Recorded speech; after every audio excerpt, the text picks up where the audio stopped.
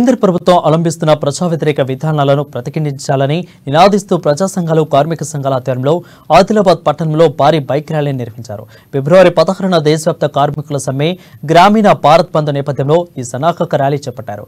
కేంద్రంలోని బీజేపీ అనుసరిస్తున్న విధానాలను తిప్పికొట్టాలని, మోడీ ప్రభుత్వ వైఫల్యాలపై ఛార్జ్ షీట్ను ప్రకటించాలని నినాదిస్తూ ఈ ర్యాలీలో ప్రజా సంఘాల ప్రతినిధులు, కార్మికులు పెద్ద సంఖ్యలో ఉత్సాహంగా పాల్గొన్నారు. స్థానిక ఆర్ఎన్పి అతిథి గృహం వద్ద నుండి ప్రారంభమైన ర్యాలీ ప్రధాన కూడలకుండా కొనసాగింది. అధికారంలోకి వచ్చి 10 ఏళ్లు గడుస్తున్నా రైతాంగం, కార్మిక వర్గ ప్రజా సమస్యలను పరిష్కరించలేదని అన్నారు. నిరుద్యోగం గత 50 సంవత్సరాలలో గరిష్ట స్థాయికి పెరిగిపోయిందని అన్నారు. అంబానీ, ఆదాని వంటి కార్పొరేట్ శక్తులకు కొమ్ము కాస్తూ రెడ్ కార్పెట్లో పరుస్తున్నారని, ఈ మోడీ సర్కార్కు బుద్ధి చెప్పాల్సిన సమయం ఆసనమైందని అన్నారు. ఫిబ్రవరి 16న జరిగే దేశవ్యాప్త సమ్మెను గ్రామీణ బంద్ను జయప్రదం చేయాలని పిలుపునిచ్చారు.